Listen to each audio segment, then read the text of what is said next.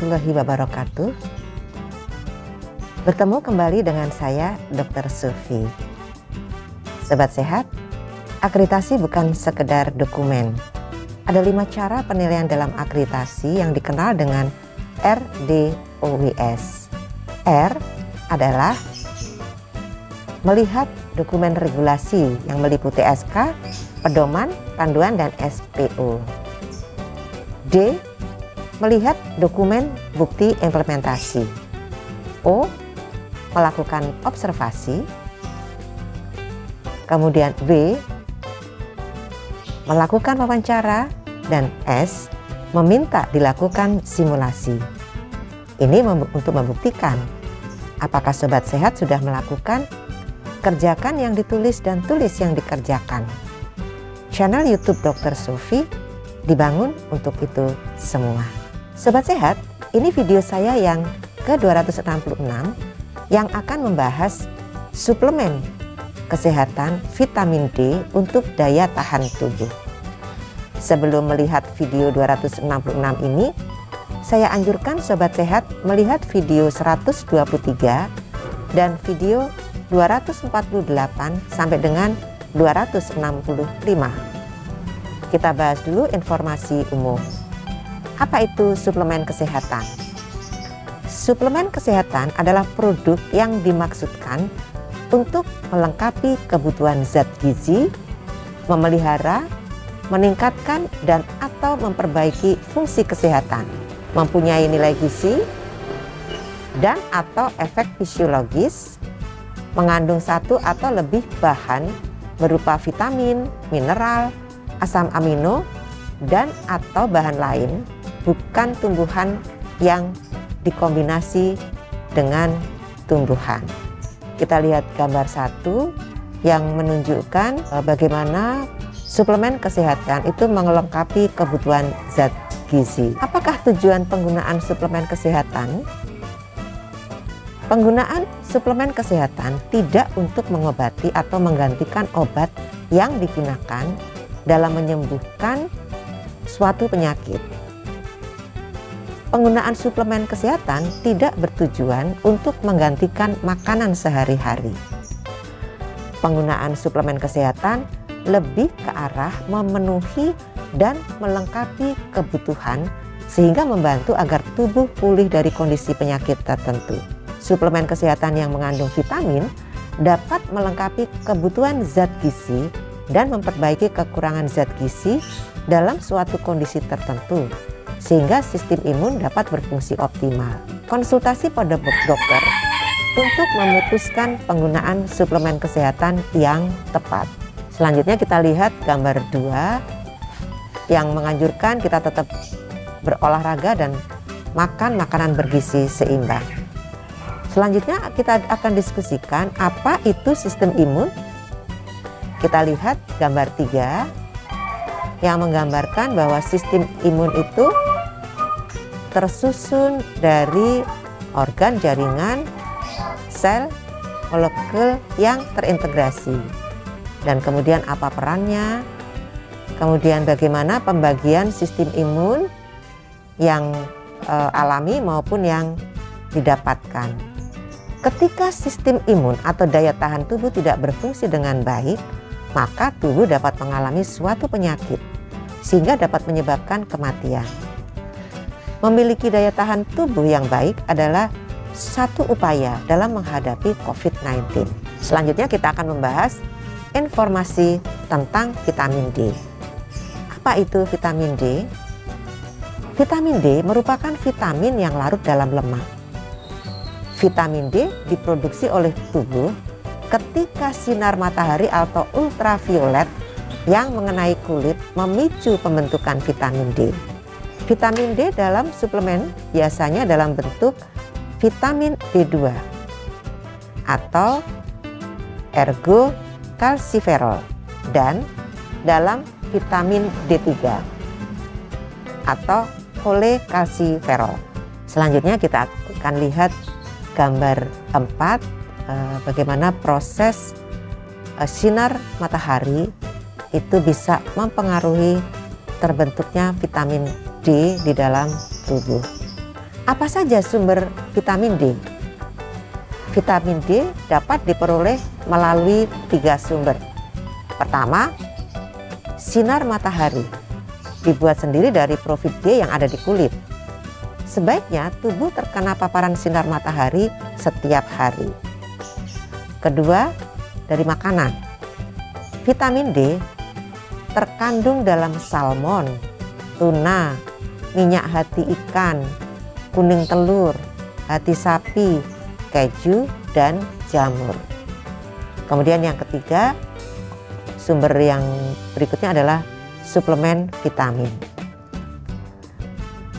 Berapakah jumlah yang disarankan untuk diminum setiap hari?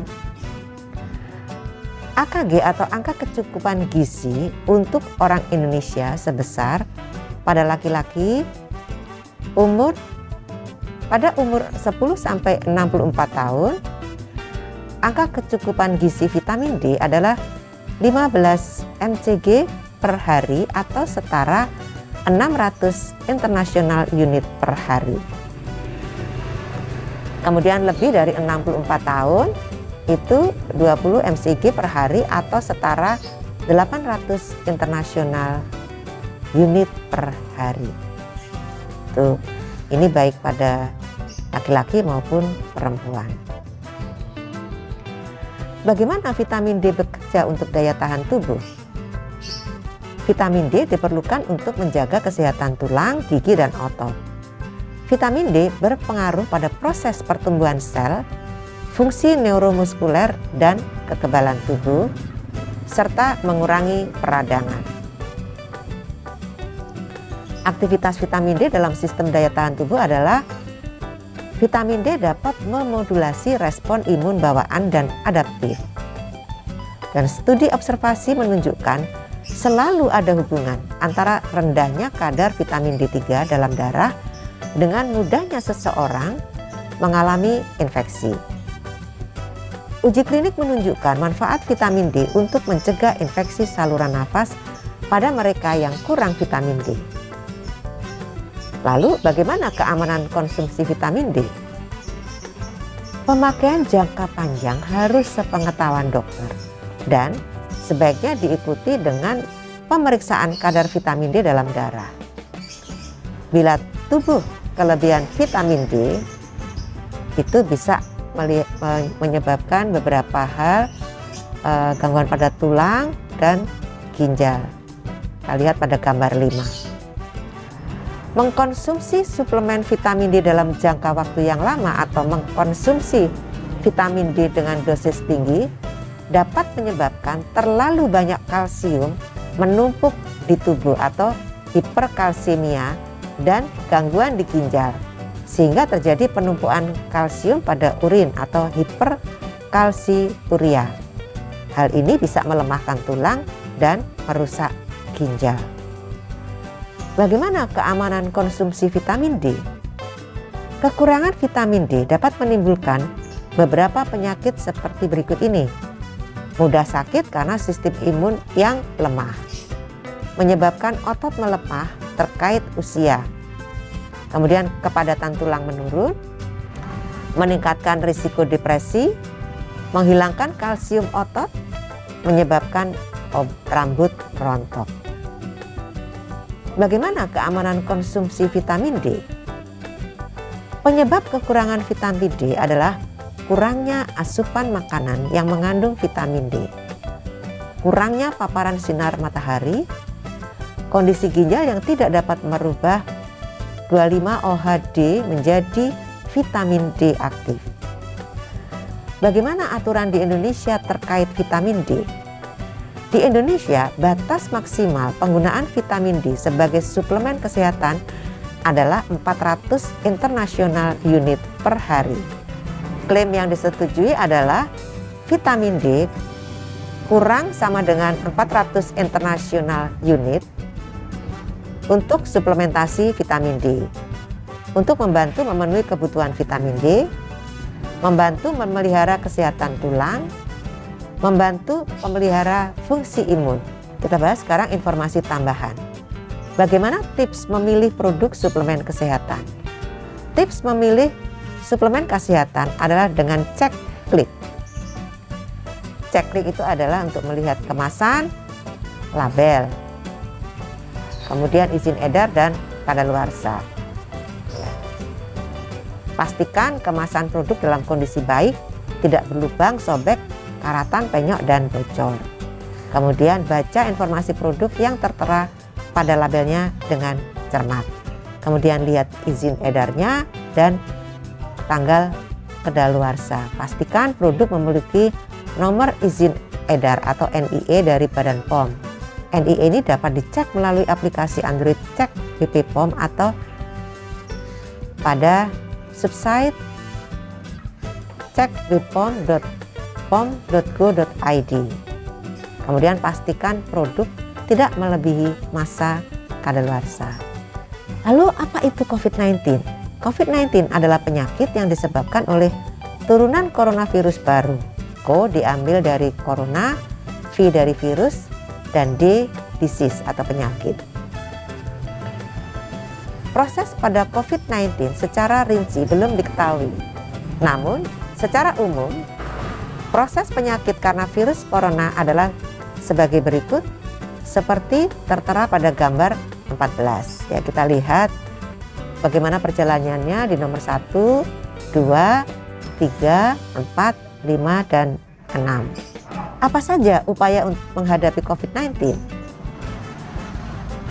Pertama, upaya memutus mata rantai penyebaran virus. Pertama, upaya memutus rantai penyebaran virus dengan rutin mencuci tangan dengan sabun dan air mengalir atau dengan hand sanitizer berbasis alkohol. Kemudian menutup hidung dan mulut saat bersin atau batuk. Sosial atau physical distancing, jaga jarak atau di rumah saja. Kemudian gunakan masker. Kemudian yang kedua, upaya meningkatkan daya tahan tubuh. Upaya meningkatkan daya tahan tubuh ini bisa dilakukan dengan olahraga, istirahat cukup terpapar sinar matahari, makan makanan bergizi seimbang, kemudian mengkonsumsi suplemen kesehatan bila perlu, ya, baik vitamin C, D, Zn, selium, kemudian vitamin E, mineral, dan probiotik. Upaya untuk menjaga daya tahan tubuh sehat dilakukan melalui konsumsi makanan bergizi dan seimbang, istirahat cukup, olahraga, aktivitas fisik teratur, dan paparan cukup sinar matahari. Sedang bila diperlukan dapat menggunakan suplemen kesehatan untuk membantu memelihara daya tahan tubuh. Tentu konsultasikan dengan dokter untuk penggunaan suplemen kesehatan yang tepat. Sampai saat ini belum ada penelitian yang mendukung penggunaan suplemen kesehatan untuk secara spesifik mencegah COVID-19. Demikianlah Sobat Sehat, di video 226 ini kita telah membahas suplemen kesehatan vitamin D berdasarkan buku saku suplemen kesehatan untuk memelihara daya tahan tubuh dalam menghadapi COVID-19 yang dikeluarkan oleh BP POM pada bulan Mei 2020.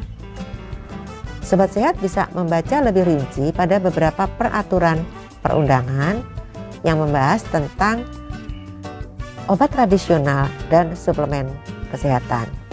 Dan secara khusus, silakan Sobat Sehat membaca lebih rinci pada buku saku suplemen kesehatan untuk memelihara daya tahan tubuh dalam menghadapi COVID-19 vitamin D yang dikeluarkan oleh BP POM Mei 2020.